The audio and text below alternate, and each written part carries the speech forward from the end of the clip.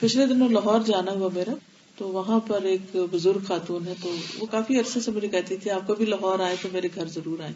تو کبھی وقت ہی نہیں ہوتا تھا، تو اس دفعہ تھوڑا سا میرے پاس وقت نکلا، بلکہ میں جہاں ٹھہری ہوئی تھی وہاں سے گھر قریب تھا. تو کہتی ہے کہ آئے میرے گھر، تو میں چلی گئی.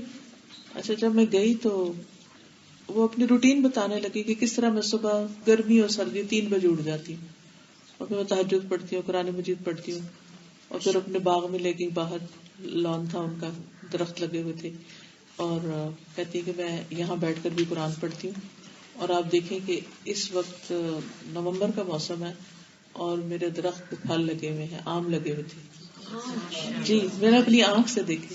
کہتی یہ درخت میرا سال میں 2 دفعہ پھل لاتا ہے، اتنی برکت ہے. اور مجھے یقین نہ آیا کہ واقعی، یعنی اگر میں کہیں سنتی تو شاید اور بات تھی، تو میں نے اپنی آنکھوں سے دیکھا.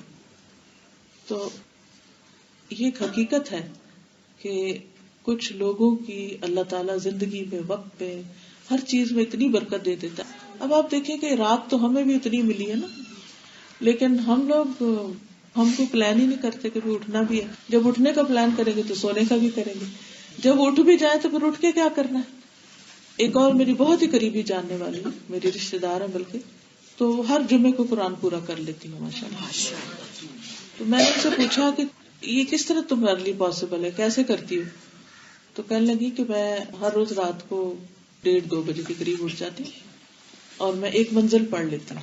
یعنی اس وقت تو پوری منزل نہیں ہوتی، لیکن یہ کہ جو چھٹ جاتا ہے وہ میں دن کو پورا کر لیتی ہوں.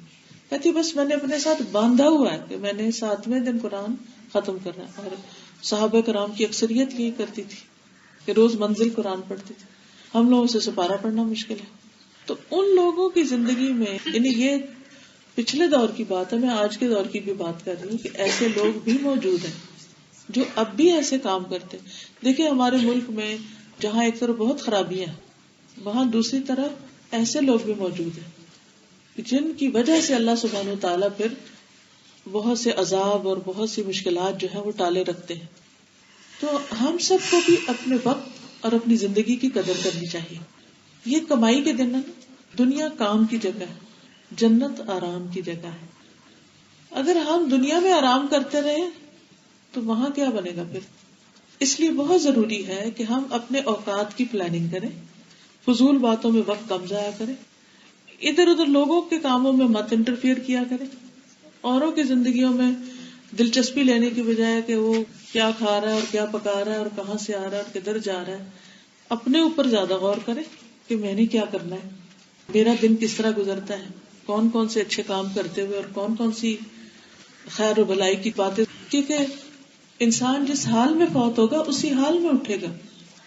اگر ہمارے دل پریشان ہیں اور ہم ایک فضول قسم کی باتیں سوچتے ہوئے دنیا سے جاتے ہیں تو اسی حال میں اٹھے. وہ دل تو وہیں پر ہی پیک ہو جاتا ہے نا، جیسے جس حال میں اس کو چھوڑا. موت کا تو کوئی پتہ نہیں، کسی وقت بھی آ جائے. تو اس لیے بہت ضروری ہے کہ ہم سب اپنے وقت میں خیر کے کام کریں. اور یہ خیر کا ہونا ہی دراصل برکت ہوتا ہے کہ اس شخص کی زندگی بابرکت ہے.